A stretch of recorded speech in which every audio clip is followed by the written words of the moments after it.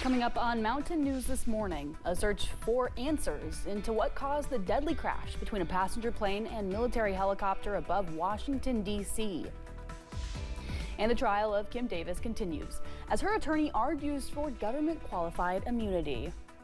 Dedicated to Eastern and Southern Kentucky, this is WYMT Mountain News this morning.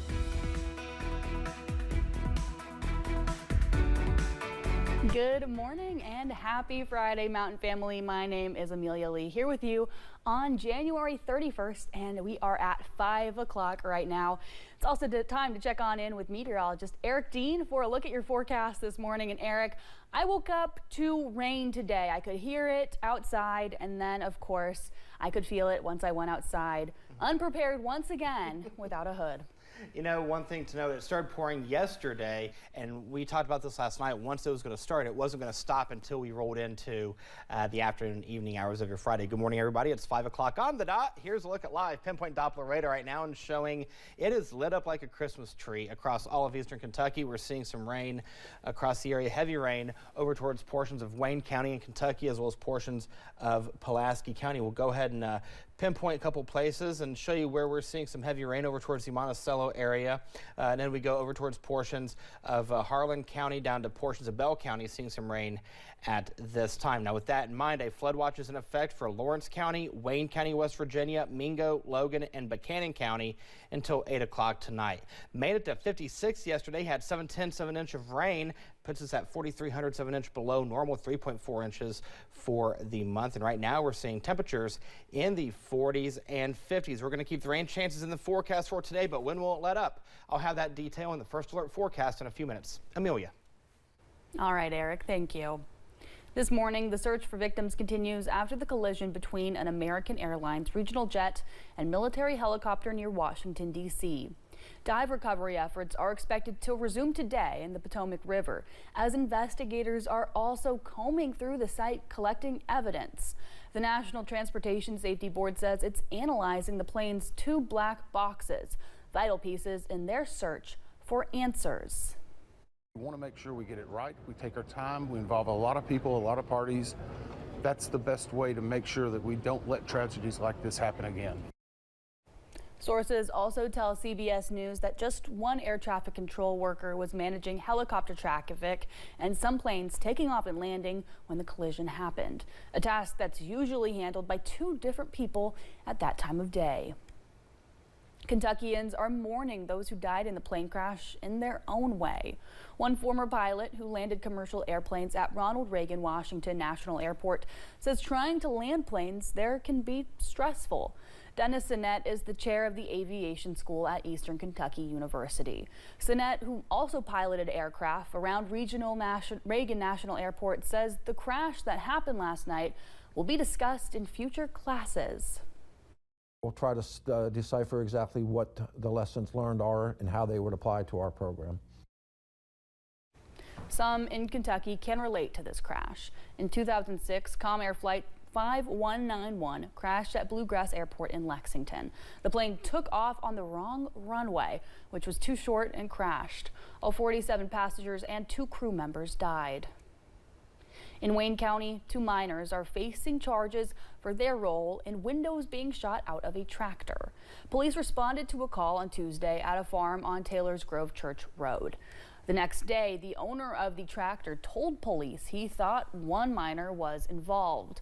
Police later discovered another was believed to be involved. 1 minor was charged with criminal mischief, while the other was charged with complicity to commit criminal mischief. A man is facing charges after a shooting incident in Knox County. Police responded to a report of a man being shot last weekend on Ananduff Road in the Hinkle area. When police later found Wesley Mills, they pulled him over. Police say Mills fired a weapon near the home where a man was shot. When Mills was doing target practice, one of the projectiles ricocheted and went through the door of the house trailer and struck the man in the knee. The next hearing for 3 men charged in connection with the death of Amber Spradlin was pushed back. In an order filed in the case, Special Judge Eddie Coleman pushed the date back to March 13th. The hearing was originally set for February 27th. MK McKinney was charged with murder and 8 counts of complicity to tampering with physical evidence.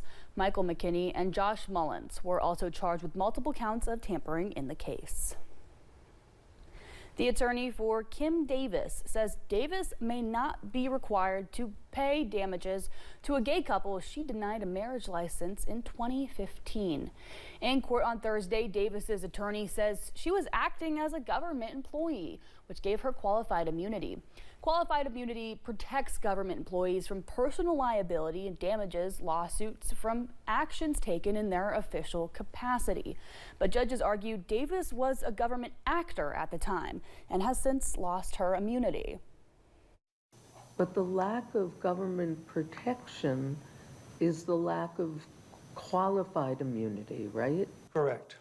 People are still government actors. They are coming after Kim Davis outside of her governmental ability. Otherwise, they would be precluded by the government immunity from the damages that they seek.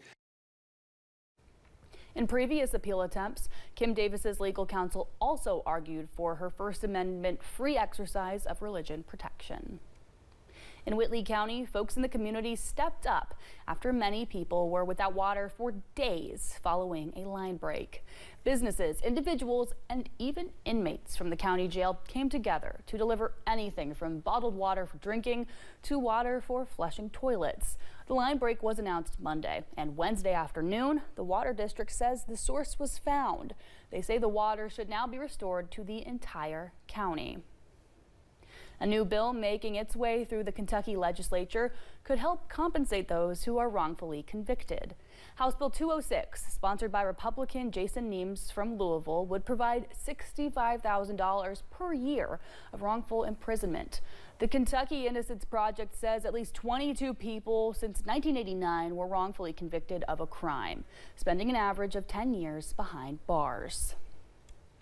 With heavy rainfall in the forecast for parts of Kentucky, roads could become hazardous in the coming days. The rainfall, along with the melting snow and the potholes starting to appear, can come together to create a dangerous combination. Being cautious and slowing down is key in avoiding trouble.